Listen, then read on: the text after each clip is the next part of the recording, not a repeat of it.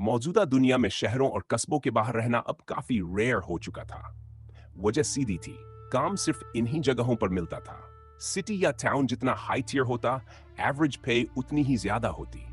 जिनके पास पैसे होते वो सीधे सिटी में रहते, लेकिन ज्यादातर वर्कफोर्स को मजबूरन पास के कस्बों से कम्यूट करना पड़ता था, क्योंकि सिटी के अंदर का रेंट आसमान छूता था।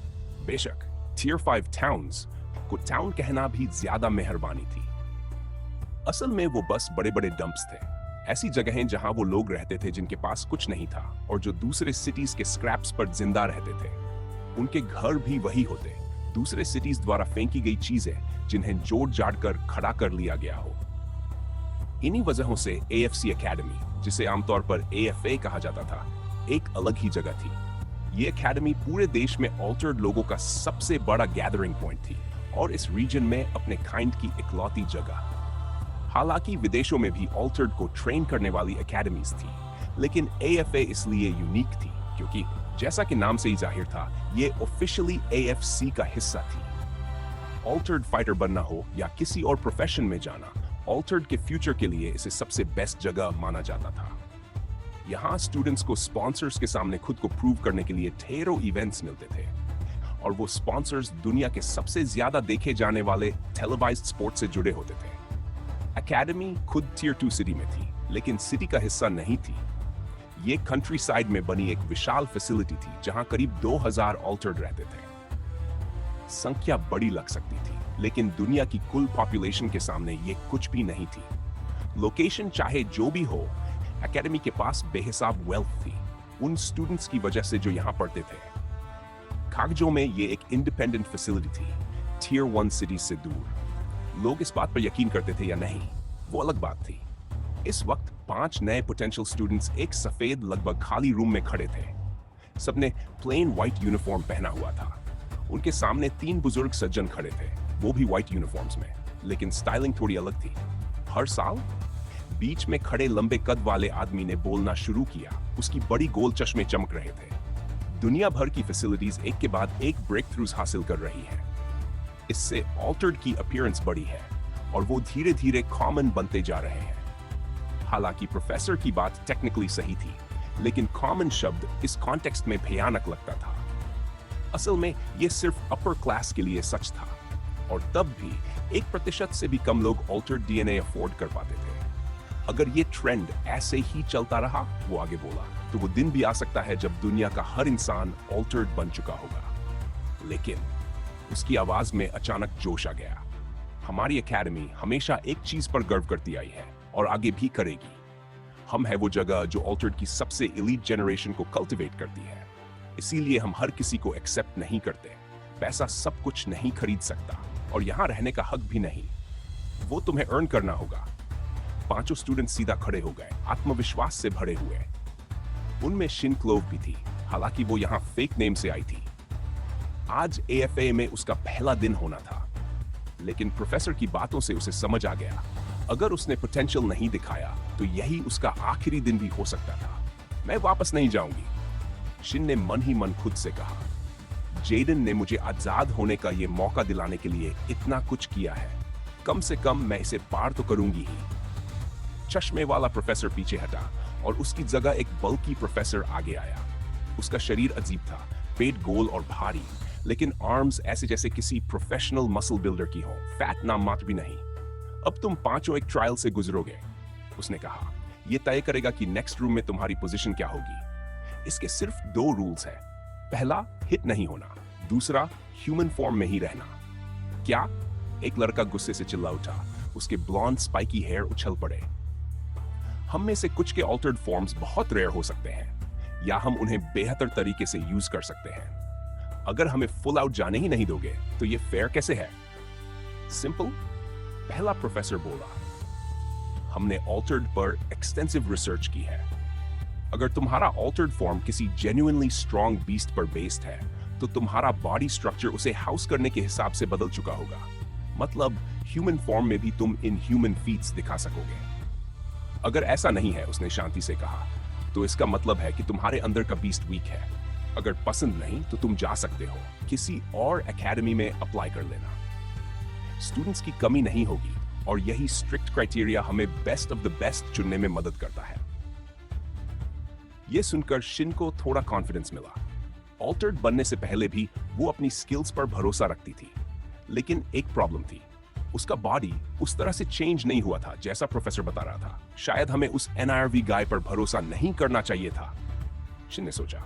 इंजेक्शन के बाद उसने कहा था सब परफेक्टली हुआ है, लेकिन मैं अब भी अपनी ऑल्टर्ड फॉर्म ठीक से मेंटेन नहीं कर पाती। फिर भी वो इनिशियल ऑल्टर्ड टेस्ट पास कर चुकी थी, जिसका मतलब था वो अब ह्यूमन नहीं रही थी। तो अब करना क्या है? थके हुए से दिखने वाले एक लड़के ने पूछा। उसकी बड़ी काली आंखें उसे पैंडा जैसा बना रही थी। अचानक एक क्लिक की आवाज आई। अगले ही पल दीवार की साइड से एक बड़ा ब्लैक बॉल निकल कर आया और एक स्टूडेंट से टकरा गया। बॉल भारी नहीं था, दर्द भी नहीं हुआ, लेकिन जैसे ही उस स्टूडेंट ने उसे हटाने की कोशिश की, वो स्टिकी सब्सटेंस हाथ पर फैल गया। उसने पैर से हटाने की कोशिश की, फिर भी बॉल बॉडी से चिपका रहा। Rick Toenail, you have been eliminated, एक मैकेनिकल वॉइस गूंजी। Please stand to the side and do not interfere with the test. ये तुम्हारा नाम था? स्पाइकी हेयर वाला लड़का हंस पड़ा। अगले ही सेकंड पैंडा आइज वाला लड़का अपनी जगह से उछला और करीब 2 मीटर्स की दूरी पार कर गया। एक ब्लैक बॉल उसके पास से गुजर गया। बाकी तीनों स्टूडेंट्स भी डॉज करने लगे। सिन ने लेफ्ट की तरफ जंप किया, जबकि लाउड माउथ लड़का दूसरी तरफ। फिर एक के बाद एक ब्लैक बॉल्स वॉल से, ऊपर से, नीचे से, हर तरफ से आने लगे। पूरा रूम ब्लास्ट जोन बन चुका था। प्रोफेसर स्क्रीन के जरिए सब देख रहे थे। टेस्ट शुरू हुए 1 मिनट हो चुका था और अब उन्हें स्टूडेंट्स की कैपेबिलिटी साफ दिखने लगी थी। लगता है हमें कुछ अच्छे कैंडिडेट्स मिले हैं, एक प्रोफेसर मुस्कुराया। इंडीड, दूसरे ने कहा। पैंडा बॉय के रिफ्लेक्सेस सबसे बेहतरीन है। वो बिना एफर्ट के सब डॉज कर रहा है। रायन का एटीट्यूड भले खराब हो, लेकिन फिजिकल कैपेबिलिटीज सबसे ज्यादा उसी की है। वो ऑब्जेक्ट्स को देख भी पा रहा है और आउटरन भी कर रहा है। और बाकी दो? तीसरे ने पूछा। बाकी दो? पहले ने सिर हिलाया। कुछ खास नहीं, स्ट्रगल कर रहे हैं। एंड तक टिक पाएंगे, डाउटफुल है। जिन पूरी कोशिश कर रही थी। उसने बॉल्स को फिस्ट्स और किक्स की तरह इमेजिन किया। पूरा फोकस सिर्फ एक चीज पर था, जितनी जल्दी पॉसिबल हो बॉल्स को देखना। लेकिन बॉल्स की संख्या बहुत ज्यादा थी। जैसे जैसे टेस्ट आगे बढ़ा, बॉल्स की स्पीड भी बढ़ती गई। दूसरी तरफ सिन थकने लगी, मेंटली भी, फिजिकली भी। पैंडा आइज और स्पाइकी हेयर अभी भी ठीक हैं। उसने नोटिस किया, जैसे पहले फ्यू मिनट्स उनके लिए सिर्फ वार्म अप थे। उसने पास खड़े लंबे दुबले लड़के को देखा। अगर ये ऐसे ही चला तो हम दोनों फेल हो जाएंगे। तभी 3 ब्लैक बॉल्स एक साथ उसकी तरफ आए। ट्रेजेक्टरी देखकर उसे समझ आ गया, वो फास्ट इनफ नहीं थी। ऑप्शंस बहुत कम थे। या तो सामने से हिट हो ताकि साइड वाले न लगे, या उसकी नजर बगल में स्ट्रगल कर रहे लड़के पर पड़ी। सिन ने लेग उठाई और सीधे उसके टेंपल पर वार किया। लड़का वहीं बेहोश हो गया। गिरने से पहले शिन ने उसका शरीर पकड़ लिया और उसे अपने सामने कर लिया। Human shield. ब्लैक बॉल्स उससे टकराते गए और शिन उसके पीछे छिपकर आगे दौड़ती रही। फिर उसने बॉडी छोड़ दी। वो फिर से डॉज करने को तैयार थी, लेकिन बॉल्स रुक चुके थे, खत्म हो गया था। उसकी हरकतें रूम में मौजूद बाकी लोगों से और कैमरास के पीछे बैठे प्रोफेसर से छुपी नहीं थी।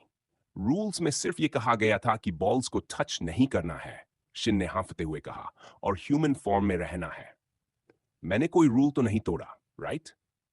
जो भी हो, वो किसी भी कीमत पर एक्सेप्टेड होने वाली थी। हर 15 बैचेस में से मुश्किल से एक ही इंसान ऐसा होता था जो इस पहले ट्रायल को पास कर पाता था। तीनों प्रोफेसर्स पहले ही इस बात से खुश थे कि इस बैच में 2 प्रॉमिसिंग यूथ्स निकले थे। लेकिन इसके बावजूद शिन की रटलेसनेस और किसी भी हाल में पास होने की उसकी जिद ने उन्हें चौंका दिया। टीनेज गर्ल अब उस स्टूडेंट को छोड़ चुकी थी जिसे उसने मीट शील्ड की तरह इस्तेमाल किया था। वो अब होश में आ रहा था, अभी भी आधा अधूरा, समझने की कोशिश करता हुआ कि आखिरी पलों में उसके साथ आखिर हुआ क्या था। कुछ सेकंड्स बाद उसकी नजर सीधे उस लड़की पर जा टिकी, जिसकी वजह से वो एलिमिनेट हुआ था। डाइगो Nascimento, you have been eliminated. Please leave the room together with Rick Toenail. Mechanical voice गूंजी और एक दरवाजा खुल गया। बाकी लोग कृपया थोड़ी देर इंतजार करें, हमें रिजल्ट्स पर आपस में चर्चा करनी है। हा, क्या तुम्हें डर लग रहा है कि वो तुम्हें पास नहीं करेंगे? स्पाइकी ब्लॉन्ड हेयर वाला लड़का हंसते हुए शिन से बोला। हालांकि प्रोफेसर्स अभी कमरे में लौटे नहीं थे, लेकिन टीनेजर्स को रीजन साफ समझ आ रहा था। मुझे क्यों डर लगे? शिन ने शांत आवाज में जवाब दिया, मैंने कोई रूल नहीं तोड़ा, और वैसे भी अगर वो सच में मुझे पास नहीं करते। वो बीच में रुक गई। वो लगभग कह ही देती कि वो उन्हें बताएगी कि उसका भाई कौन है, लेकिन एकेडमी में उसने फेक नेम से एंट्री ली थी। जेडन का नाम इस्तेमाल करना अच्छा नहीं लगता, तो मुझे अपना केस खुद आर्ग्यू करना होगा। आखिरकार उसने बात पूरी की। इस बीच तीनों प्रोफेसर्स अंदर ही अंदर उसी बात पर बहस कर रहे थे। टेक्निकली शिन ने रूल्स फॉलो किए थे, लेकिन इस ट्रायल का असली मकसद ही यही था कि जो टाइम के लायक न हो उन्हें छांट दिया जाए। और जो उन्होंने देखा था, उसके हिसाब से शिन इस टेस्ट में अकेले दम पर कभी पास नहीं होती। हम अभी तक इस पर डिस्कस क्यों कर रहे हैं? प्रोफेसर हाई, जिनका पेट बड़ा और आर्म्स मसल से भरे थे, सबसे ज्यादा नाराज दिख रहे थे। अगर वो ये ट्रायल दोबारा दे या अकेले दे, तो उसके पास होने का कोई चांस ही नहीं है। हम उसे टेस्ट दोबारा दे सकते हैं, प्रोफेसर वुड ने सुझाव दिया, लेकिन सरप्राइज एलिमेंट खत्म हो जाएगा और ये बाकी कैंडिडेट्स के लिए फेयर नहीं होगा। सिर्फ उसके लिए नया ट्रायल बनाना ऑनेस्टली बहुत ट्रबलसम है। प्रोफेसर हाँ पहने हुए ने गहरी सांस ली। मैं सहमत हूं, इतना झंझट वर्थ इट नहीं है, उसने कहा। यह ट्रायल सिर्फ इतना देखने के लिए था कि कौन नेक्स्ट रूम तक जाने के काबिल है। उसे असेसमेंट स्टेज में जाने दो। उसकी आवाज ठंडी और कैलकुलेटेड थी। वहां खुद ब खुद साफ हो जाएगा कि वो हमारे टाइम के लायक है या नहीं। क्या आपको यकीन है ने चिंता से पूछा। अंदर लोग जितना चाहें उतना रुक सकते हैं, वो तभी निकलते हैं जब मजबूर होते हैं। और अगर हमने उसे वहां भेज दिया, तो चांसेस है कि वो जिंदा बाहर ही निकले। एक रिस्क, हम्फ्री ने शांति से कहा, जिसका एहसास उसे बहुत जल्दी हो जाएगा। उसने बटन दबा दिया। Congratulations, you three have passed this trial. Mechanical voice फिर गूंजी। हालांकि जैसा कि आप समझ ही चुके होंगे, ये सिर्फ एक प्री असेसमेंट था, ये देखने के लिए कि आप यहां थोड़ी देर रुकने के हकदार हैं या नहीं। अब कृपया दरवाजे से आगे जाएं। मेरे कॉलीग प्रोफेसर हाई आपको नेक्स्ट ट्रायल स्टेज तक ले जाएंगे और डिटेल समझाएंगे। Next trial stage? Panda boy की आवाज में एक्साइटमेंट थी, हालांकि उसका चेहरा पहले जैसा ही इमोशनलेस था। वो सबसे पहले खुले हुए दरवाजे से बाहर निकला, जहां बड़ा पेट वाला प्रोफेसर पहले से खड़ा था। Follow me. मैं कर पाई जेडन, सिन ने मन ही मन कहा। पहली हर्डल पार हो गई। भले ही जिस तरह मैंने सोचा था उस तरह नहीं, लेकिन फिर भी। चलते वक्त प्रोफेसर बार बार पीछे मुड़कर देख रहा था, और उसकी नजर हर बार सिर्फ सिन पर टिकती थी। वो खुश नहीं है कि मैं पास हुई, सिन ने महसूस किया। कोई बात नहीं, मैं साबित करूंगी कि यही मेरी जगह है। उसने मन ही मन कसम खाई, अगले ट्रायल स्टेज में वो सब कुछ बाय द बुक करेगी। कुछ देर बाद वो एक अलग ही विशाल बिल्डिंग में पहुंचे। ये पहले वाली बिल्डिंग से अलग थी और बाहर से किसी इंडोर स्टेडियम जैसी लग रही थी। अंदर कदम रखते ही उनके सामने एक विशाल हॉल खुला। कई फ्लोर्स, अलग अलग एरियाज, लाइब्रेरीज और न जाने क्या क्या। जैसा कि आपने शायद अंदाजा लगा लिया होगा, प्रोफेसर हाई बोलने लगा, ये मेन एकेडमी नहीं है। यहां टीचर्स नहीं है, यहां कोई लेसन्स नहीं है। अंदर मौजूद स्टूडेंट्स ने न्यूकमर्स की तरफ देखा। कुछ ने स्मर्क किया, कुछ ने नजर तक नहीं उठाई, और कुछ बस घूरते रहे। असल में, वो आगे बोला, ये एक बड़ा ट्रायल स्टेज है उन कैंडिडेट्स के लिए जिन्होंने प्रॉमिस दिखाया है। यहां आपको ट्रेनिंग के लिए सब कुछ मिलेगा। Basic training rooms, weight lifting equipment, cardio, gym, library, सब। आप में से हर किसी को एक पर्सनल रूम मिलेगा। कितने समय तक रुकना है ये आप पर है। आप कभी भी जा सकते हैं, लेकिन अगर गए तो एएफए में दोबारा आने का चांस नहीं मिलेगा। अब सवाल होगा, रियल एकेडमी में कैसे ज्वाइन करें? आप उसने बैजेस बांटे, इन्हें अपनी शर्ट के कॉर्नर पर लगाओ। ब्लॉन्ड बॉय को मिला 112, पैंडा बॉय को और शिन को 114। ये नंबर्स बताते हैं कि आप किस रूम में सोते हैं। जल्दी ही आपको रूम्स और मील्स में फर्क दिखेगा। अगर पसंद नहीं तो जल्द से जल्द हायर नंबर पाने की कोशिश करो। सिर्फ 1 से 10 तक वाले स्टूडेंट्स ही एएफए ज्वाइन कर सकते हैं। बैज एक हफ्ते तक अपने पास रखना होगा। हफ्ता पूरा होते ही आप बाहर जा सकते हैं। और हां, उसकी आवाज सख्त हो गई, जितना हायर नंबर होगा एकेडमी में उतने ज्यादा बेनिफिट्स मिलेंगे। स्टूडेंट्स समझ चुके थे, ये जगह उन्हें खुद को बेहतर बनाने के लिए मजबूर करेगी। टीचर्स नहीं थे, गाइडेंस नहीं थी, सब कुछ खुद के दम पर। और ऊपर वाले बेहतर जिंदगी जीते थे। हायर नंबर्ड बैज कैसे मिलेगा? सिन ने सीधे सवाल किया। दो तरीके हैं। प्रोफेसर हाई ने जवाब दिया, असेसमेंट्स, हर हफ्ते ट्रायल्स होंगे। दूसरा, मैचेस, आप दिन में एक बार किसी को भी चैलेंज कर सकते हैं। कुछ और बातें समझाकर वो उन्हें उनके रूम्स तक ले गया।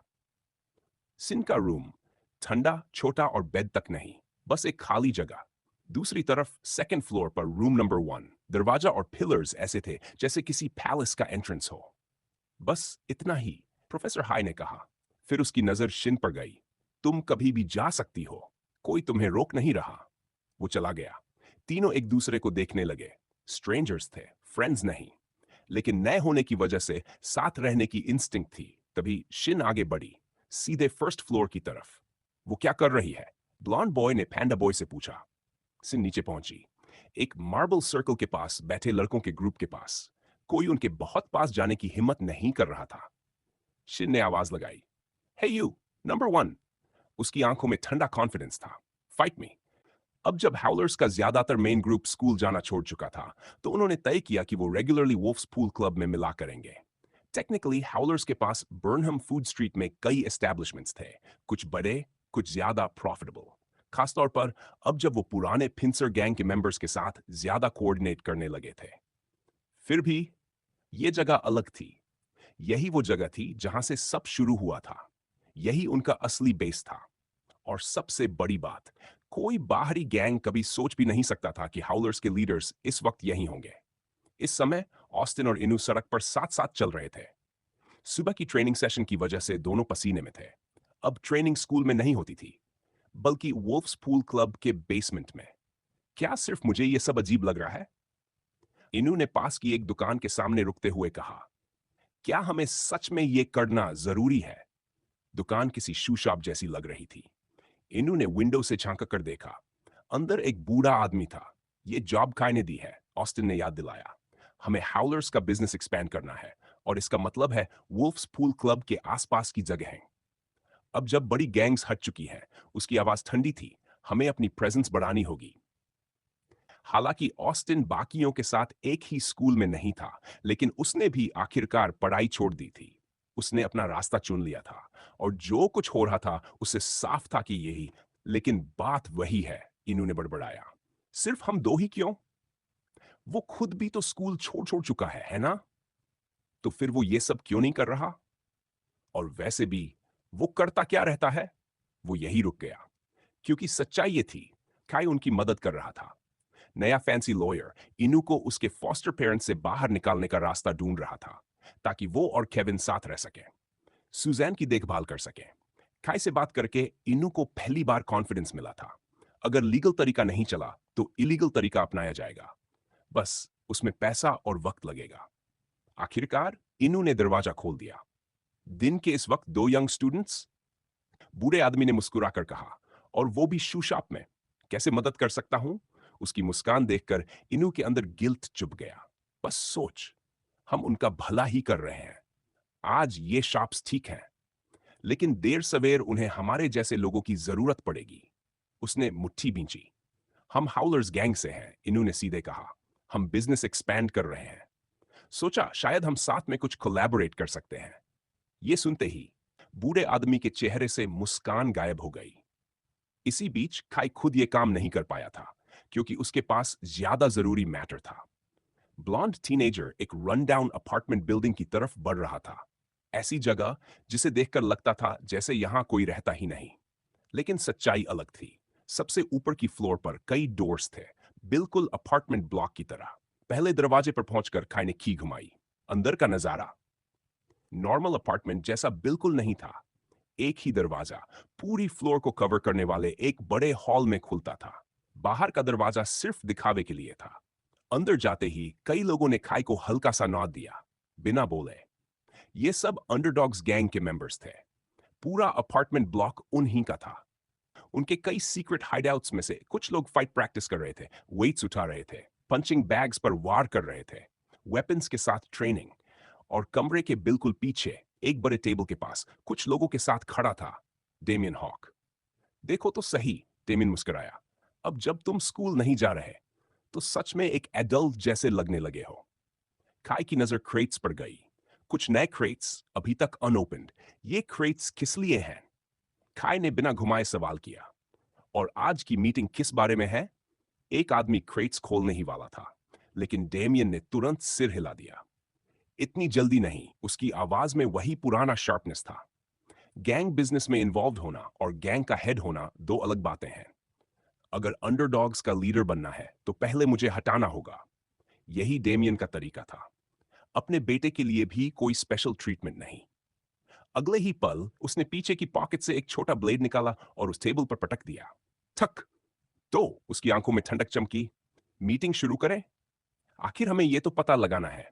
उसने मुस्कान को खतरनाक बना लिया कि हमारे बीच रैट कौन है। एक पल के लिए खाई का दिल जोर से धड़क उठा। डेमियन के मुंह से वो शब्द सुनते ही वो साफ देख सकता था। अंडरडॉग्स का लीडर कमरे मौजूद हर एक मेंबर को बड़े ध्यान से घूर रहा था। उसकी नजरें ऐसी थी जैसे वो सबके आर पार देख रहा हो। और आखिरकार उसकी नजर आकर टिकी खाई पर। अपने ही बेटे पर। नहीं, ऐसा नहीं हो सकता कि उसे मुझ पर शक हो। खाई के दिमाग में अलार्म बज उठा। उसके पास कोई सबूत नहीं है। जब तक कोई मुझे हाउलर से जोड़ न दे।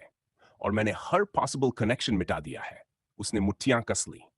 मुंह में जमा हो रही लार को जबरदस्ती निगलने से खुद को रोका। उसे पता था यही वो छोटी सी कमजोरी थी जिसे डेमियन ढूंढ रहा था। अगर सच में उसे ट्रेटर साबित कर दिया गया तो खाई को अपनी जिंदगी आंखों के सामने खत्म होती दिख रही थी। अंडरडॉग्स और ग्रे एलिफेंट्स की लड़ाई को सिर्फ कुछ ही दिन हुए थे, लेकिन इस दौरान खाई लगातार पिंसर गैंग के साथ काम कर रहा था।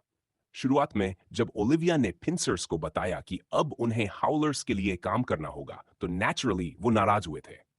लेकिन असली झटका तब लगा जब लेडी बॉस ने बर्नहम हाई स्ट्रीट के लिए नए लीडरशिप के चेंजेस बताए। पे कट्स। कई लोग उसी वक्त गैंग छोड़कर चले गए। एक्स्ट्रा रेवेन्यू सोर्स खत्म हो चुका था तो यह होना तय ही था। फिर भी कुछ लोग रुके। ज्यादातर ओलिविया की वजह से। उसका हाउलर्स पर भरोसा किसी वजह से उन्हें भी भरोसा दे गया। हाउलर्स की ताकत अब साफ दिख रही थी। उन्हें फ्यूचर दिख रहा था। एक ऐसा फ्यूचर जहां पूरा टाउन हाउलर्स के हाथ में होगा। और जब वो दिन आएगा तो गैंग मेंबर्स को डर्टी साइड बिजनेसेस पर निर्भर नहीं रहना पड़ेगा। पैसा खुद ब खुद आएगा। अब पिंसर्स सिर्फ ओलिविया की नहीं सुनते थे। और ओलिविया को इससे कोई परेशानी भी नहीं थी। ब्रिज के नीचे वाला दिन जब खाई को डेमियन की लाल कुल्हाड़ियों में से एक दी गई थी। उसी दिन डेमियन ने अपने फ्यूचर प्लान्स बताए थे। काउंटर अटैक, बिजनेस एक्सपेंशन, सब कुछ वैसा ही जैसा पहले था। वो पहले भी कर चुका था। उसे पूरा यकीन था वो फिर से कर सकता है। और ठीक उसी पल खाई ने पिंसर्स को ऑर्डर दे दिया था, हर प्लान को जन्म लेते ही कुचल दो। मुझे पता था, काई ने सोचा, कि इतने सारे स्पॉट्स पर अटैक करने से उसे शक होगा। लेकिन आखिरी इंसान जिस पर उसे शक होगा वो मैं ही होना चाहिए। वो चाह सकता था धीरे धीरे खेलना, अंडरडॉग्स को थोड़ा थोड़ा नुकसान पहुंचाना, कुछ रीबिल्डिंग प्लान्स ही रोकना। लेकिन उसने ऐसा नहीं किया क्योंकि खाई कुछ और चाहता था। वो चाहता था डेमियन को हेल्पलेस महसूस कराना, डिफेंसलेस। जहां उसे लगे अब कोई रास्ता नहीं बचा। मैं चाहता हूं तुम वही दर्द महसूस करो। नहीं, मैं चाहता हूं तुम वो सच्चा डिस्पेयर महसूस करो जब इंसान अपनी जिंदगी की हर चीज खो देता है। बॉस, एक आदमी बोला। उसका सूट फटा हुआ था, शरीर नीले निशानों से भरा। वो चीटा स्क्वाड का मेंबर था। जो लोग हमारे प्लान्स बिगाड़ रहे हैं वो सब ओरिजिनल पिंसर्स हैं। काय ने उसे पहचान लिया। ब्रिज वाली लड़ाई में वो आमने सामने आए थे। मास्क की वजह से उसे काय की पहचान नहीं पता थी। अब वो उस नई गैंग के नीचे काम कर रहे हैं जिसका नाम हाउलर्स है। बाकी स्मॉल टाइम गैंग्स उनके साथ नहीं है, सिर्फ पिंसर्स। हम उन्हें वापस लाने की कोशिश कर सकते हैं, थोड़ा टेरिटरी ऑफर करके, ताकि ये मुश्किल वक्त निकाल सके। कौन सा टेरिटरी? कहने मन ही मन हंसी दबाई। कुछ ही दिनों में जो कुछ भी कभी तुम्हारा था सब हाउलर्स का होगा। ग्रे एलिफेंट्स का इलाका। मैंने ओलिविया को पहले ही छोड़ने को कहा है। हमें वो नहीं चाहिए। बस अंडरडॉग्स को वहां पहुंचने से रोकना है। स्मॉल गैंग्स खुद उस जगह पर कब्जा कर लेंगे। और जब वो हाउलर्स के नीचे होंगे तो अंडरडॉग्स के पास लौटने का सवाल ही नहीं उठेगा। हम प्रोटेक्शन मनी में उतने हार्श नहीं होंगे। कर्क मर चुका है और हमारे पास अपना ऑल्टर्ड है। सिर्फ पागल या सुइसाइडल लोग ही तुम्हारी मदद करेंगे। जिन गैंग्स को तुमने रौंदा, जिन लोगों से आखिरी पैसा भी निचोड़ लिया और जिन अपने लोगों को कूड़े की तरह ट्रीट किया, सब तुम्हारे खिलाफ हो जाएंगे। टाइम हमारे साथ है। आखिरकार डेमियन की नजर खाई से हटी। उसका रैट ट्रैप फिलहाल खाली रह गया। एक्सपेंशन जारी रखो, डेमियन ने आदेश दिया। अगर पुराने इलाके नहीं मिलते तो नए ढूंढो। Lock gang, blood triangle gang, कोई भी हो, कमजोर दिखने की हमें इजाजत नहीं।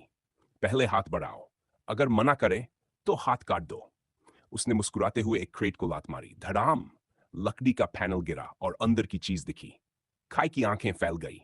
पूरे अपार्टमेंट में ऐसे क्रेट्स भरे पड़े थे, सब में एक ही चीज। ये कैसे? क्या उसने अंडरडॉग्स का हर एक पैसा इन्हीं पर खर्च कर दिया? हाउलर्स गैंग के बारे में हर छोटी बड़ी जानकारी निकालो। डेमियन की आंखों में कत्ल झलक रहा था। और उस जायंट मट ऑल्टर्ड के बारे में जिसने कर्क को मारा, उसकी आवाज बर्फ जैसी ठंडी थी। जो भी करना पड़े, उसे मेरे सामने ले आओ। Your bloodlust grows 9 days until the next full moon. 50 XP has been gained from current bond marks. XP 602345. Gary ने पहले ही तय कर लिया था, आज की रात वो और ओलिविया एक्शन लेंगे। दिन खत्म होते ही रात ढलने के आसपास वो ओलिविया से मिलेगा और अंडरडॉग्स पर एम्बुश करेगा। इस बार हमेशा के लिए। अगर मैंने और इंतजार किया, गैरी ने सोचा, तो मून का असर ओलिविया पर इतना बढ़ जाएगा कि वो पैक रूल्स नहीं मानेगी, मेरी भी नहीं सुनेगी। और अभी मून बूस्ट हमारे साथ है। ये स्ट्रेंथ हमें अटैक में और खतरनाक बना देगी। आज के लिए तैयारी करते हुए गैरी ने अपने क्वेस्ट रिवॉर्ड का इस्तेमाल किया और एक नया स्किल चुना। उसे उम्मीद थी कि यही एज आज रात उन्हें जरूरत पड़ने पर बचाएगा। खाए, मैं जानता हूं तुम नहीं चाहते कि मैं एक्ट करूं, लेकिन हालात अब बहुत डेंजरस हो चुके हैं। हम एक जैसे नहीं हैं। मैं अंडरडॉग्स को वापस उठने नहीं दे सकता। बीटा वेयरवुल्फ से मिलने से पहले हरी बालों वाला टीनेजर वुल्फ्स पूल क्लब पहुंचा। वो देखना चाहता था सब कुछ स्मूथ चल रहा है या नहीं, कोई नया ट्रबल तो नहीं। वहां बाकी लोगों ने उसे अपडेट दिया। अंडरडॉग्स की पुरानी बिजनेसेस और वुल्फ्स पूल क्लब के आसपास की दुकानों सब साइन हो रही थी। ये सुनकर गैरी थोड़ा अनईजी हुआ। उसे डर था कहीं इसे पब्लिक या बाकी गैंग्स में हलचल न मच जाए। लेकिन फिलहाल ऐसा कुछ नहीं हुआ। हाउलर्स का नाम सुनते ही बिजनेस ओनर्स खुद आगे आ रहे थे। एक स्टैंडर्ड फ्लैट फी तो थी, लेकिन प्रॉफिट का परसेंटेज अंडरडॉग्स के मुकाबले काफी कम। ऑस्टिन ने बताया, नए रेट्स देखते ही ओनर्स ऑलमोस्ट खुश हो गए थे। ये सब खाई की वजह से था। उसे एग्जैक्टली पता था अंडरडॉग्स कितनी ब्रूटल एक्सटॉर्शन करते थे। इतना ही नहीं, नया कॉन्ट्रैक्ट सिर्फ नेट प्रॉफिट से पैसा लेता था। मतलब अगर बिजनेस लॉस में है तो कोई दबाव नहीं।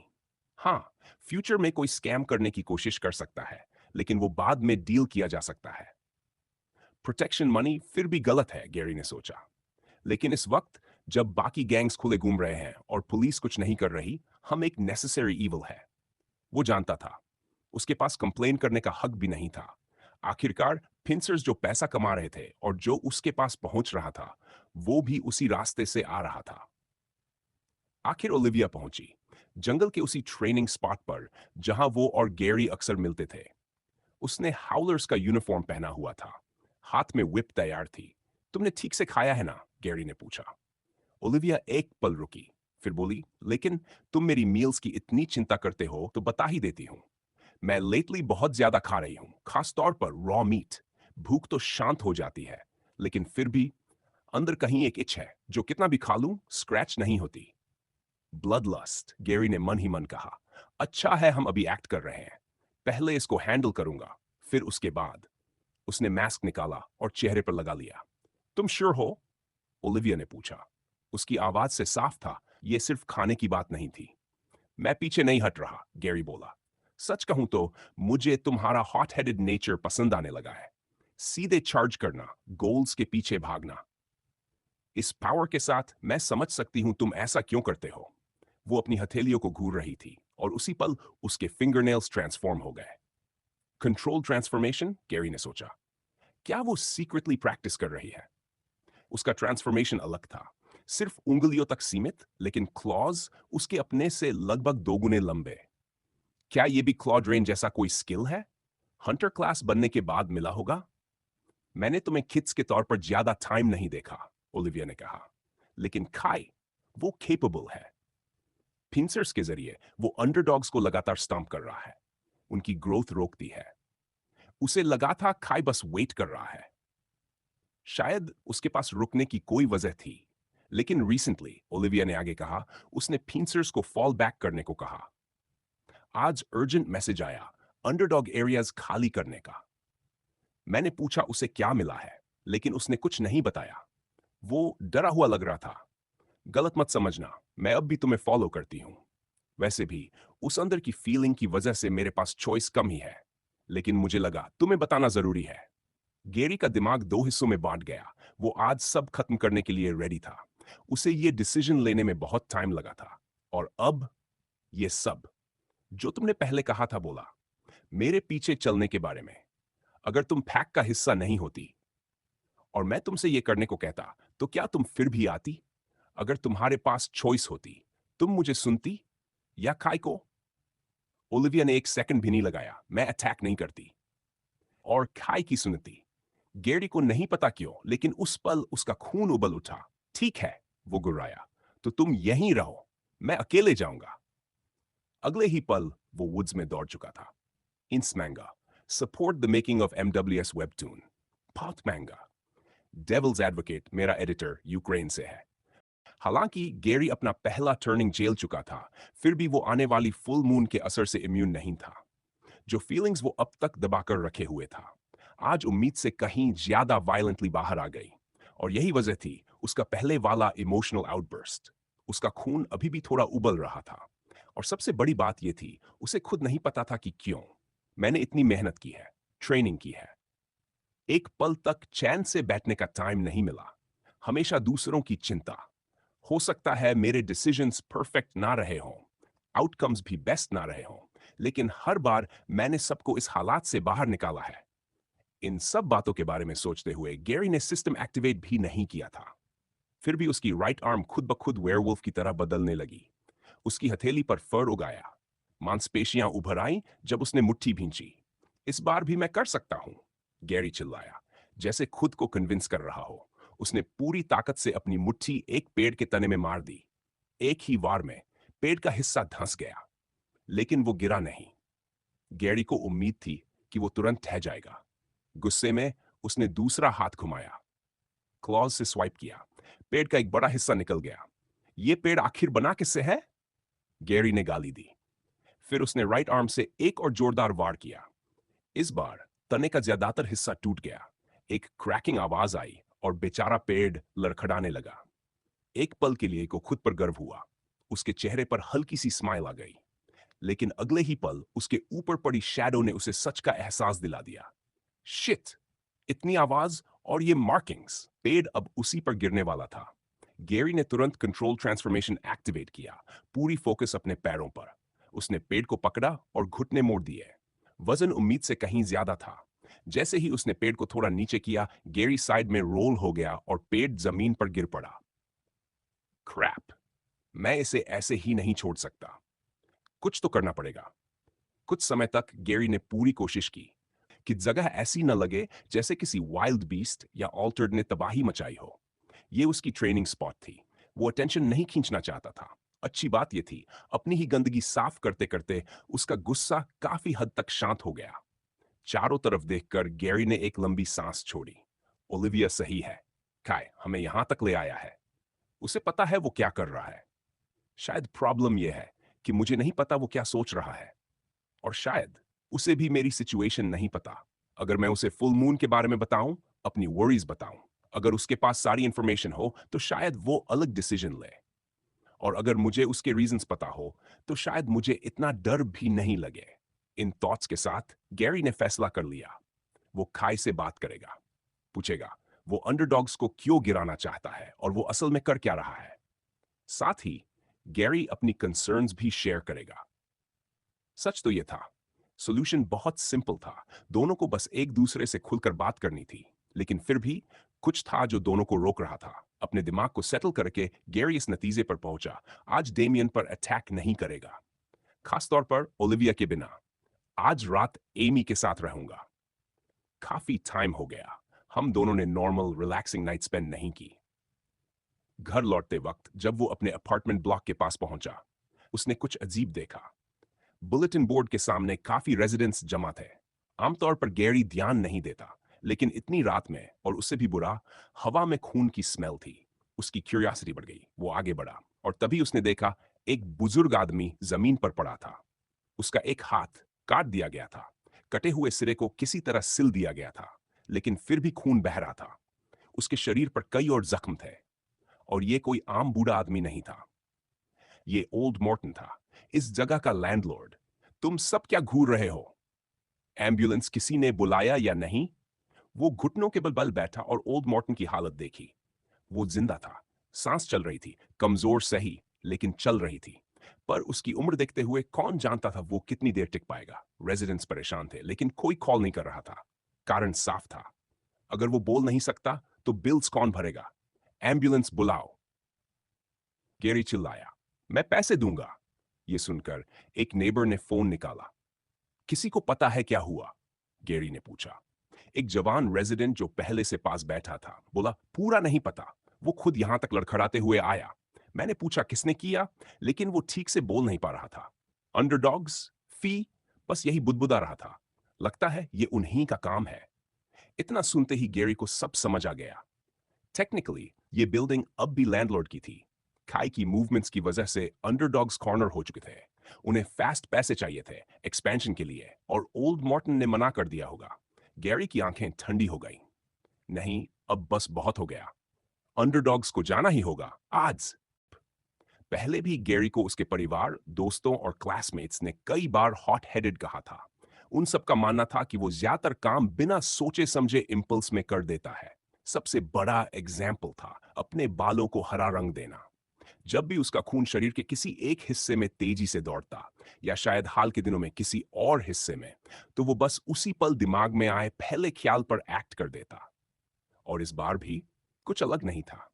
गैरी आराम से ओलिविया के पास जा सकता था। कम से कम उसे कॉल तो कर ही सकता था, या फिर खाई से बात करके अपने नेक्स्ट स्टेप पर डिस्कशन कर सकता था। हाउलर्स का कोई भी मेंबर मदद करने को तैयार होता, वो सब उसका साथ देते। लेकिन नहीं, इसके बजाय उसने उस एक मार्क को फॉलो करने का फैसला किया जो उसे सीधे डेमियन तक ले जा रहा था। उन मॉन्स्टर्स को जिंदा रहने का कोई हक नहीं। ओल्ड मॉर्टन जैसे इंसान के साथ इतनी बेरहमी। वो इस घटिया दुनिया के सबसे अच्छे लोगों में से एक है। अगर मैंने इन्हें छोड़ दिया तो ये दूसरों के साथ इससे भी बदतर करेंगे। मैं ये होने नहीं दे सकता। अंडरडॉग्स को कॉर्नर में धकेलना अब सही मूव नहीं लग रहा था। उनकी डेस्परेशन के नतीजे उसने अपनी आंखों से देख लिए थे। गैरी नहीं जानता था कि यह भी खाई के प्लान का हिस्सा था या नहीं, लेकिन उसे डर था कि अंडरडॉग्स फिर से रेजिडेंट्स से पैसे वसूलने आएंगे। और तब और इनोसेंट लोग घायल होंगे।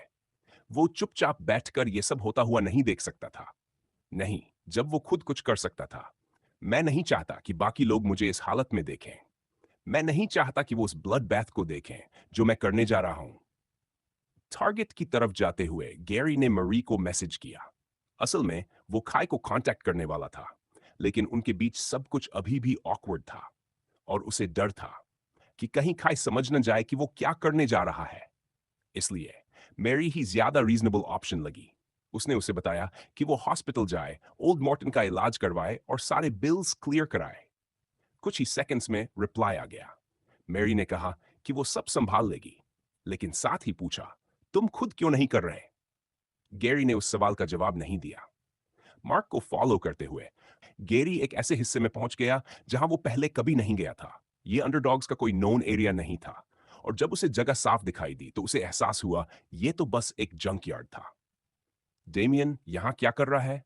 गैरी ने सोचा। खैर, सबसे जरूरी सवाल यह है, क्या वो अकेला है? अगर हां, तो यह बहुत आसान हो जाएगा।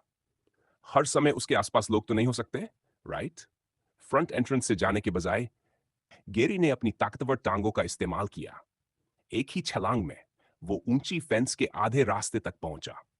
फिर एक और जंप और बार्ब्ड वायर के ऊपर से सीधे अंदर। जंकयार्ड में घुसते ही उसके कानों में कई हार्ट बीट्स गूंजने लगे। वो स्कैवेंजर्स को भी देख सकता था जो कचरे के ढेरों में कुछ ढूंढ रहे थे। शायद उन्होंने सिक्योरिटी गार्ड्स को पैसे दिए होंगे, जो भी काम का लगे उठाने की परमिशन के लिए। इस वजह से यह समझना मुश्किल था कि वहां अंडरडॉग्स के मेंबर्स कौन है और कौन नहीं। लोग बहुत ज्यादा थे, लेकिन एक चीज जिसका गैरी ने हिसाब नहीं लगाया था, स्मेल।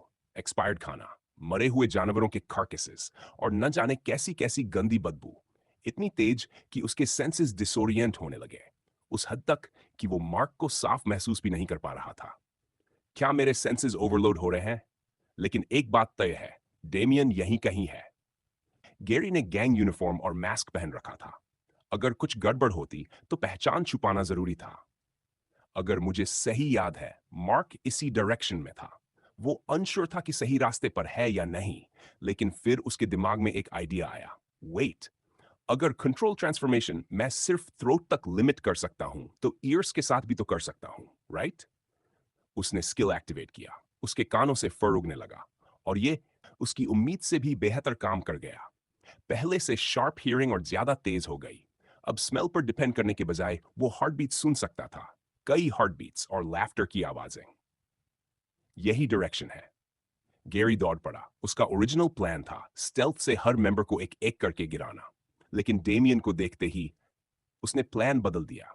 गैंग लीडर बाकियों से दूर था, अकेला, एक पुराने सोफा पर बैठा, शर्ट उतारी हुई, हाथ में शराब। एवरीवन, एक आदमी चिल्लाया। मास्क देखते ही वो पहचान गया। दो बैरल्स की आग की ऑरेंज फ्लेम्स उसके चेहरे पर चमक रही थी। ये हाउलर्स का ऑल्टर्ड है। गैरी बिना रुके आगे बढ़ता रहा। डेमियन ने बियर बॉटल जमीन पर फेंकी और पास रखी लाल कुल्हाड़ी उठा ली।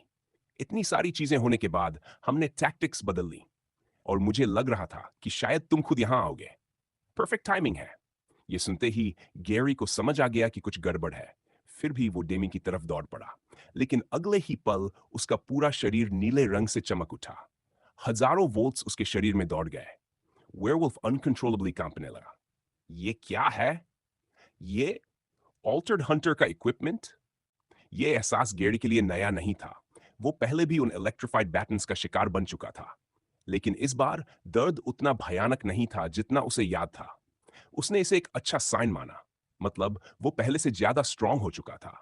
फिर भी उसके शरीर में दौड़ती बिजली ने उसकी मूवमेंट्स को स्लगिश बना दिया। दांत भींचते हुए वो उस इंसान पर पलटकर वार करना चाहता था जिसने उस पर हमला किया था, लेकिन उससे पहले ही उसकी पीठ में कई शार्प ऑब्जेक्ट्स घुसने की कोशिश करने लगे। किस्मत अच्छी थी कि हमले के उसी पल उसने अपनी पीठ पर कंट्रोल ट्रांसफॉर्मेशन एक्टिवेट कर दिया था। फिर भी शॉक का आफ्टर इफेक्ट उसे झेलना पड़ा। निजन एचपी माइनस रीडन एचपी डैमेज लगभग नेग्लिजिबल था, खासतौर पर इसलिए क्योंकि उसका हेल्थ पूल हाल ही में बढ़ा था। लेकिन एक चीज थी जो उसे सच में परेशान कर रही थी। कोई सिस्टम नोटिफिकेशन नहीं आया। फिर भी गैरी ने महसूस किया उसकी एनर्जी भी गिर रही थी। यह पहली बार था। गैरी ने अपना हाथ घुमाया बैटन पकड़े गैंग मेंबर को मारने के लिए, लेकिन उसके पीछे कोई था ही नहीं। हाँ, तभी उसने देखा हमला पास से नहीं आया था। कचरे के ढेरों के ऊपर कई गैंग मेंबर्स खड़े थे, उनके हाथों में क्रॉसबोज। गैरी को नहीं पता था उन्होंने ये हथियार कहां से जुटाए, लेकिन इससे फर्क नहीं पड़ता था। असल प्रॉब्लम कुछ और थी। क्रॉसबो के बोल्ट्स हल्की नीली रोशनी से चमक रहे थे। ये लोग ऑल्टर्ड हंटर से भी बेटर आर्म्ड कैसे हैं? वो तय कर ही रहा था कि पहले इन्हें निकाले या सीधे डेमियन पर जाए। तभी और गैंग मेंबर्स हथियार निकालते दिखे। कुछ के हाथों में वही स्ट्रेंज बैटन्स थे, बाकियों के पास सोर्ड्स, स्पीयर्स और एक्सेस। ना तो उनकी धार तेज थी, और फिर भी हर हथियार से बिजली की चिंगारियां निकल रही थी। सबसे बुरा यह था, गैरी एक खुले हुए एरिया के ठीक बीच में खड़ा था, बिल्कुल जैसे कोई ग्लैडिएटर अरीना के बीच जहां फाइट के अलावा कोई रास्ता नहीं। ये सब ऑल्टर्ड हंटिंग वेपन्स हैं।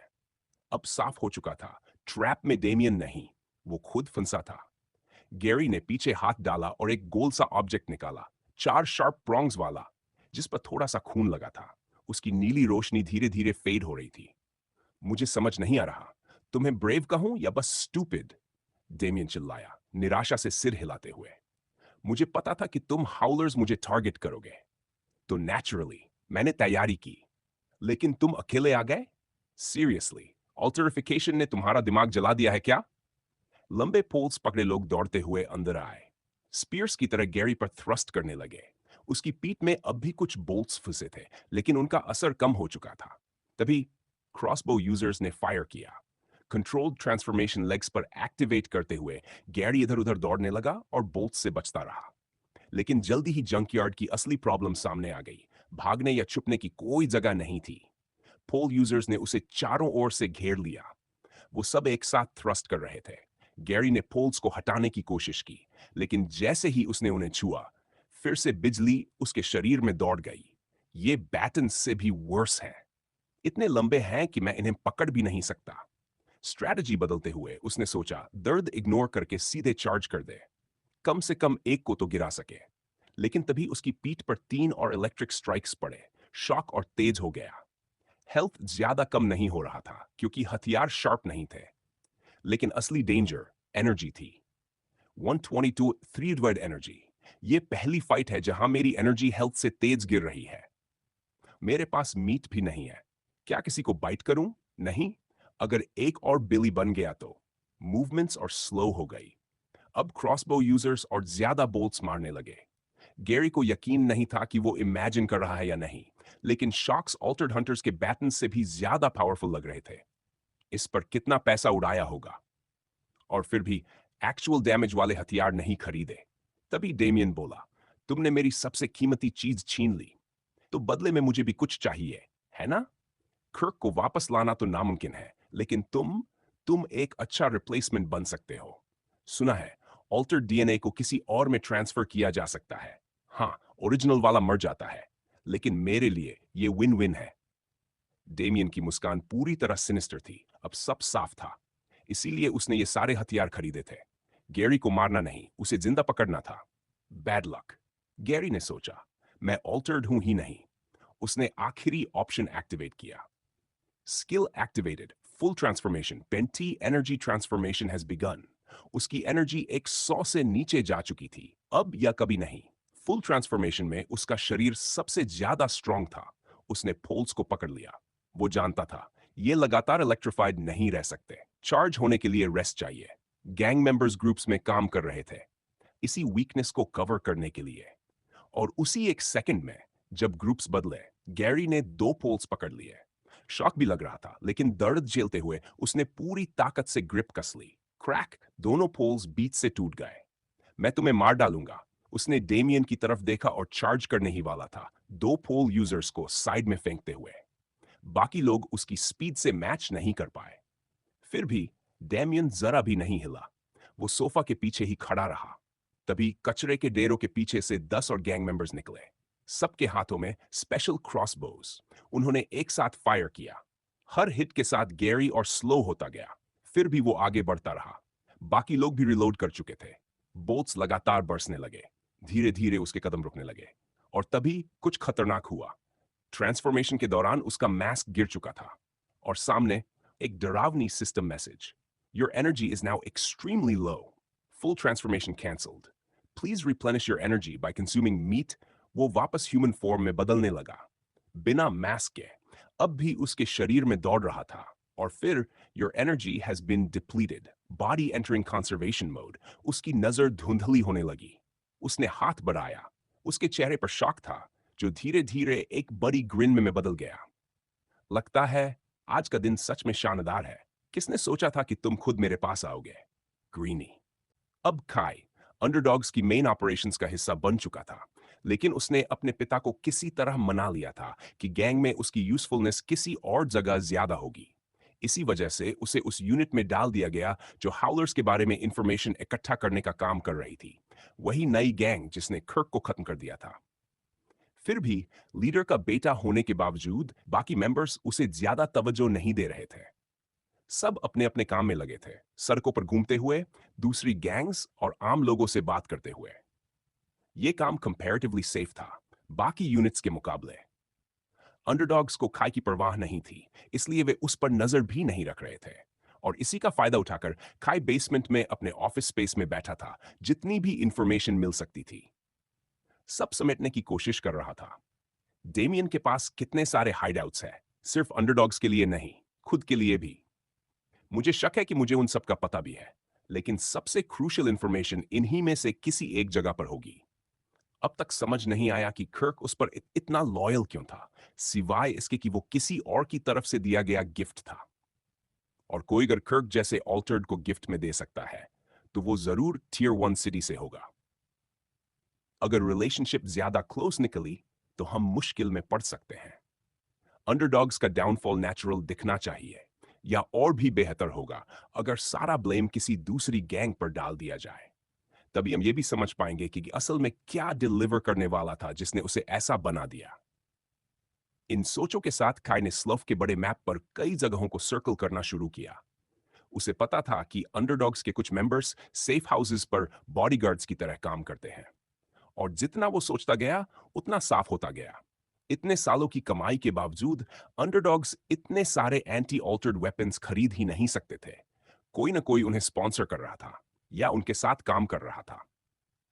किसे मूव करने दूं? पिंसर्स को इस्तेमाल कर सकता हूं, या ओलिविया को। एक्चुअली गैरी को इन्वॉल्व करना ही सबसे बेहतर होगा। वो अब भी स्कूल छोड़ने वाली बात को लेकर हमसे नाराज है, और मुझे डर है वो जल्द ही कोई बेवकूफी कर बैठेगा। उसका चेहरा सब कुछ बता रहा था। वो अंडरडॉग्स को छोड़ देने के मेरे फैसले से खुश नहीं था। लेकिन मुझे टाइम चाहिए, ताकि डेमियन के मरने के बाद जो आफ्टरमैथ आएगा हम उसे हैंडल कर सकें। तभी बेसमेंट की सीढ़ियों से फुटस्टेप्स की आवाज आई। काई ने ऊपर देखा और चौंक गया। ये पहली बार था जब वो अपनी मर्जी से यहां आई थी। आमतौर पर वो कॉल या टेक्स्ट करती थी। काई के होंठों पर एक विटी कमेंट आने ही वाला था, लेकिन ओलिविया के चेहरे पर जो चिंता थी उसे देखकर वो शब्द वहीं दब गए। क्या हुआ? काई ने सीधे पूछा। स्मॉल टॉक का कोई समय नहीं था। वो चला गया। ओलिविया हकलाने लगी। वो आगे बोल ही नहीं पाई। झुंझलाकर उसने अपना सिर छुआ। काई ने उसे पानी का गिलास थमाया। ओलिविया ने एक ही सांस में पूरा गिलास खाली कर दिया। तुम गैरी के बारे में कितना जानते हो? यह सवाल अनएक्सपेक्टेड था, लेकिन काई समझ गया वो क्या पूछना चाहती है। उसने मुझे बता दिया है कि वो असल में क्या है। काई ने थोड़ा क्रिप्टिक अंदाज में जवाब दिया। उसे शक था कि वेयरवुल्फ गैरी ने ओलिविया के साथ कुछ ऐसा किया है जिसकी वजह से वो इतनी लॉयल हो गई, लेकिन वो सीक्रेट कॉम्प्रोमाइज नहीं करना चाहता था। यह सुनते ही ओलिविया के चेहरे का तनाव थोड़ा कम हो गया। अगर मैं कहूं कि मैं फील कर सकती हूं कि वो बहुत बड़ी ट्रबल में है, तो क्या तुम मुझ पर यकीन करोगे? और नहीं, ये कोई वुमेन्स इंस्टिंक्ट नहीं है। मैं फिजिकली महसूस कर रही हूं कि उसके साथ कुछ बहुत गलत हो रहा है। मेरा एक हिस्सा इसी पल उसके पास जाना चाहता है, लेकिन मुझे मदद चाहिए। खै चुप रहा, इस इंफॉर्मेशन को डाइजेस्ट करते हुए। यकीन करना मुश्किल था, लेकिन वो वेयरवुल्व्स के बारे में असल में कितना जानता था? गैरी के सच बताने के बाद उसने उनके बारे में पढ़ा था, लेकिन फेरी टेल्स में कितनी सच्चाई थी उसे नहीं पता था। फिर भी जिस तरह गैरी ने ओलिविया को सबड्यूड किया था और जो वो कर सकता था, दोनों के बीच कोई अजीब कनेक्शन होना नामुमकिन नहीं लग रहा था। तो क्या तुम्हें पता है वो कहां है? क्या वो हर्ट है? इंजर्ड? काई ने पूछा। ओलिविया के चेहरे से साफ था, उसे और भी पता है, लेकिन वो या तो बता नहीं सकती या बताना नहीं चाहती, और काई गलत नहीं था। ओलिविया खुद अपने अंदर की लड़ाई से जूझ रही थी। एक तरह से हाउलर्स ने उससे सब कुछ छीन लिया था। उसने जो भी बनाया था, सबसे बढ़कर, और फिर भी वही ब्रैट उसे यह ताकत देकर गया था। अब आगे क्या होगा? जिसने उसे हराया था, वो खुद किसी और से हार गया था? क्या पिंसर्स इस हालत में अंडरडॉग्स के खिलाफ कुछ कर भी सकते थे? आखिरकार हाउलर्स सिर्फ एक इंसान नहीं थे, वो एक ग्रुप थे। इसीलिए ओलिविया यहां आई थी। करीब 2 घंटे पहले मैं वुड्स में उससे मिली थी, ओलिविया ने आखिरकार बताया। वो चाहता था कि हम दोनों मिलकर अंडरडॉग्स पर हमला करें, लेकिन वो खुद अपने फैसले को लेकर अनश्योर था। जब उसने मेरी राय मांगी, तो मैंने उसे तुम्हारे प्लान पर टिके रहने को कहा। शायद मैंने कुछ गलत कह दिया, क्योंकि वो गुस्से में मुझसे भाग गया। मुझे उम्मीद थी कि वो मेरे बिना अटैक नहीं करेगा। सच कहूं, मेरे एक हिस्से को लगा कि वो ठीक रहेगा, चाहे मैं साथ न भी हूं। आखिर अंडरडॉग्स ऑलमोस्ट खत्म ही तो है। लेकिन करीब 20 मिनट पहले कुछ बदल गया। मुझे पता है उसके साथ कुछ हुआ है, और मेरे दिमाग में सिर्फ एक ही बात आ रही। खाई ने जोर से मेज पर दोनों मुट्ठियां मारी। वो महामूर्ख! क्या गालियां बकते हुए खड़ा हो गया। गुस्से में उसने मेज पर रखा सब कुछ नीचे गिरा दिया। आह! ओलिविया बस उसे देखती रही, बीच में नहीं आई। ज्यादा देर नहीं चला, लेकिन यूजुअली कॉम रहने वाले इंसान को इतना टूटते देखना काफी था। नहीं, खाई बुदबुदाया और कुर्सी उठाकर उस पर डहसा गया। गलती मेरी भी है। मुझे उसे समझाना चाहिए था कि वेट क्यों जरूरी है, उसे अंधेरे में रखकर। मैंने कभी नहीं सोचा था कि वो अकेले ही चला जाएगा। वो तुम लोगों को हर्ट नहीं होने देना चाहता था, ओलिविया ने कहा। वो सारा बोझ खुद उठाना चाहता था। कम से कम मुझे तो यही लगता है। अब क्या करोगे? मैंने पिंसर्स को नियर बाय गैदर होने को कह दिया है। क्या हम हाउलर्स को भी बुलाएं और सब मिलकर अंडरडॉग्स पर रेड करें? उसके दिमाग में यही एक वायबल ऑप्शन था। अपने चेंज के बाद वो गैरी द्वारा बनाए गए फोर्स्ड बॉन्ड्स भी देख सकती थी। उसे यकीन था डेमियन तक पहुंचना गैरी तक पहुंचना ही होगा। कुछ पल सोचकर अंगूठा दांतों से दबाते हुए खाई ने जवाब दिया, नहीं, ये मैं अकेले सुलझाऊंगा। मैं कुछ दिनों के लिए गायब रह सकता हूं। इस बीच मिस डिग्रेस और मरी को बता देना कि अब वही चार्ज में है। चेहरे पर ठंडी नफरत लिए खाए बाहर चला गया। मुझे ये काम बहुत पहले कर लेना चाहिए था। जब से गैरी को वेयरवुल्फ सिस्टम मिला था, वो अक्सर सोचता रहता था, अगर कभी उसका एचपी शून्य पर पहुंच गया तो आखिर होगा क्या? आखिर एचपी उसका हेल्थ था, सबसे जरूरी स्टैट। सिस्टम के अंदर सब कुछ एक गेम जैसा था। ईएक्सपी इकट्ठा करना, लेवल अप करना, स्टैट पॉइंट्स एलोकेट करना। तो गैरी ने हमेशा यही मानकर रखा था, अगर सारे एचपी खत्म हो गए तो सीधा गेम ओवर। और उसे पूरा यकीन था कि यहां कोई कंटिन्यू ऑप्शन नहीं मिलेगा। कुछ समय पहले तक वो ये भी सोचता था कि शायद वो बस बेहोश हो जाएगा। लेकिन जब उसने लास्ट स्टैंड स्किल का डिस्क्रिप्शन देखा तो उसे समझ आ गया कि वर्स्ट केस क्या होता है।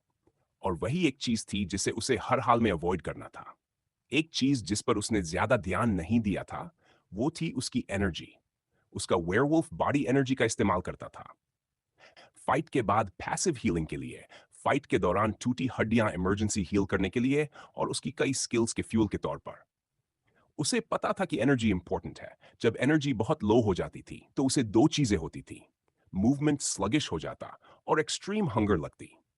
उसने कभी सवाल नहीं किया, क्योंकि मीट खाने से एनर्जी वापस आ जाती थी और एनर्जी आने से हीलिंग हो जाती थी। अब उसे लग रहा था कि वो सब समझ चुका है। जब अंडरडॉग्स ने उस पर एंटी ऑल्टर्ड वेपन्स इस्तेमाल किए तो उन्होंने उसकी एनर्जी धीरे धीरे ड्रेन कर दी, यहां तक कि वो कंप्लीटली एम्प्टी हो गई। और जब इलेक्ट्रिक चार्ज एक बार फिर उसके शरीर से गुजरा, वो वेयरवुल्फ को मार नहीं पाया, लेकिन उसे बेहोश जरूर कर गया। जब गैरी की आंख खुली तो सबसे पहले उसके चेहरे पर ठंडी हवा लगी। पूरा शरीर दर्द से भरा हुआ था। एक पल के लिए उसे कंस्ट्रक्शन साइट वाली वो रात याद आ गई, जब वो जंगल में होश में आया था। धीरे धीरे उसने आंखें खोली। सामने एक डार्क सरफेस था। उसने हाथ उठाने की कोशिश की, तभी जंजीरों की आवाज आई। और उससे भी बुरा, उसके हाथ बेहद भारी लग रहे थे। Warning, warning, energy has been depleted, please replenish your energy by consuming meat. एक 300 energy health reserves will now be used to keep the user awake, minus 1 HPP every 30 minutes. Health 56। वाह, जागते ही ऐसे मैसेजेस मिले, इससे बदतर क्या हो सकता है? इतने में मेरा कितना टाइम बचा है? दिमाग इतना फॉगी है कि कैलकुलेट भी नहीं कर पा रहा। खैर, मैं हूं कहां? अब उसने पूरी तरह आंखें खोली। छत पर एक सिंगल लाइट थी, और उससे भी ज्यादा इंपॉर्टेंट, उसके सामने मेटल बार्स। वो जिस कमरे में था वो छोटा सा था और बिल्कुल खाली। उसके हाथ और पैर कफ्स में जकड़े हुए थे। सिर्फ इतना ही नहीं, चेन्स जमीन में गहराई तक गड़ी हुई थी। वो सिर्फ बार्स के बीच से आसमान और बाहर का हॉलवे देख सकता था। कोई वहां नहीं था, कोई दूसरा कैदी भी नहीं। उसे याद आया जब उसने खुद को बांधने की कोशिश की थी। फर्क बस इतना था, तब वो कामयाब नहीं हुआ था। अब वो चेन्स खींचने लगा, लेकिन वो बहुत मोटी थी। और इस हालत में वो इंसान रहते हुए भी जितना स्ट्रांग था, उससे भी कमजोर था। Underdogs, Damien. अब जब मैं ट्रांसफॉर्म नहीं हूं तो उन्होंने मेरा चेहरा देख लिया होगा। अब उन्हें पता है मैं कौन हूं। क्या इसी वजह से उन्होंने मुझे जिंदा रखा है? अगर ऐसा है तो ये अच्छी खबर है, शायद। क्या वो मुझसे पैकेज के बारे में पूछेंगे? मुझे क्या करना चाहिए? चुप रहूं ताकि वो मुझे जिंदा रखें? और फिर शिट, गैरी, तुम किस हालात में खुद को फंसा बैठे हो? ये सोचते हुए उसे गिल्ट महसूस हुआ, बहुत ज्यादा गिल्ट। क्योंकि इस वक्त वो उम्मीद कर रहा था कि ओलिविया आए या कोई हाउलर आए और उसे बचा ले। और उसी पल उसे लगा कि वो ये हेल्प डिजर्व ही नहीं करता। ये सब उसकी बेवकूफ प्राइड की वजह से हुआ। अगर उसने हेल्प मांगी होती या खाई की बात सुनी होती तो शायद ये सब अवॉइड हो सकता था। हे, गैरी चिल्लाया, अगर कोई पास हो तो उसका ध्यान खींचने के लिए। वो इस हालत में खुद आया था, तो उसे खुद ही रास्ता निकालना था। और टाइम उसके साइड में नहीं था। कुछ देर बाद एक आदमी सिगरेट पीते हुए पास से गुजरा। गैरी को तब एहसास हुआ कि उसकी सेंसेस कितनी डल हो चुकी थी। उसे उस आदमी की हार्ट बीट सुनाई नहीं दी, उसकी सेंट भी नहीं। यहां तक कि सिगरेट की बदबू भी तभी महसूस हुई जब वो काफी पास आ गया। प्लीज, मुझे कुछ खाने को दे दो। गैरी गिड़गिड़ाया, मैं भूखा मर रहा हूं। तुम नहीं चाहोगे कि मैं ही मर जाऊं, है ना? तुमने मुझे जिंदा रखा है किसी रीजन से। तुम इंफॉर्मेशन चाहते हो, राइट? ऐसे हालात में आमतौर पर कैदी को खाना दिया जाता है, ये दिखाने के लिए कि सामने वाला पूरी तरह क्रूअल नहीं है। ये बात गैरी ने मूवी से नहीं सीखी थी, उसने डेमियन को ऐसा करते देखा था। वो पहले अपने कैदियों से अच्छे से पेश आता था, फिर या तो उनका दिल निकाल लेता या हाथ बढ़ा देता। गैरी को नहीं लगता था कि डेमियन उसके साथ डील करेगा, लेकिन अगर उसे मीट मिल जाए तो शायद वो इतनी एनर्जी रिगेन कर ले कि चेन्स तोड़ सके। लेकिन उस आदमी ने उसकी तरफ देखा भी नहीं और चला गया।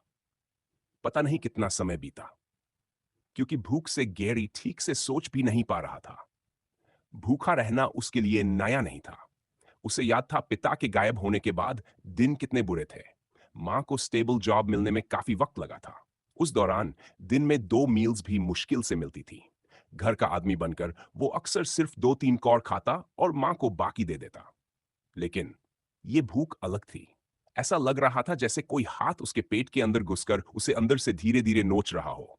और सबसे बुरी बात, वो कुछ कर नहीं सकता था। आखिरकार वो आदमी वापस आया। हाथ में एक ट्रे थी। कुछ खास नहीं, लेकिन गैरी की नजर छोटे से मीट के टुकड़े पर पड़ी और उसके मुंह में पानी भर आया। आदमी ने ट्रे जमीन पर रख दी। गैरी आगे चपटा, लेकिन वो उसकी रीच से थोड़ा बाहर थी। गैरी को लगा यह जानबूझकर किया गया है, टॉर्चर।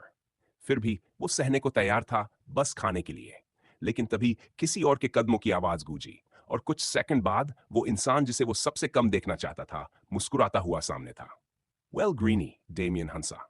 सुना है तुम भूखे हो, लेकिन बैड लक, ये प्रिजन है, रिजॉर्ट नहीं।